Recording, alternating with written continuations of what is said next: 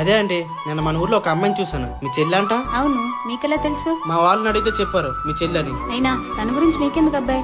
అదే నేను చూసాను, బాగుందని చెప్పి మిమ్మల్ని అడిగా. అవునా, సరే. ఏంట్రా గణేష్ తలారి ముందు పంచాయతీ లేదురా, పక్కిన పద్మ ఉంది కదా, దానికి లైన్ వేస్తున్నాయి. మరి గణేష్ నీ పనే బాగుంది కదే, నాకు కూడా ఏదో సెట్ చేయకూడదేటే. ఇళ్ళల్లా కమిషన్ ఉంది.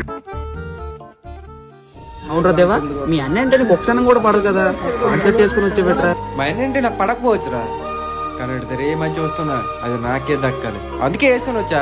సర్లే కానీ మొన్న మన ఊర్లోకి ఒక కొత్త అమ్మాయి వచ్చింది. నేను నా జీవితంలో అలాంటి అమ్మాయిని చూడలేదురా. అవునా, ఎవరు అమ్మాయి?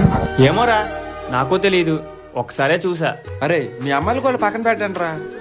సరేరా, ఒక అమ్మాయి ఎంత అందంగా ఉంటేట్రా ఎవడు కూడా పడాల్సిందే. ఆ మాత్రం దానికి ఎందుకురా ఎలాగైపోతున్నారు? అరే దేవా, గబ్బర్ సింగ్ సినిమాలో పవన్ కళ్యాణ్ కూడా ఇదే డైలాగ్ చెప్పాడ్రా, కానీ ఏమైంది, లాస్ట్ కి అమ్మాయి వెనక్కి తిరగలే.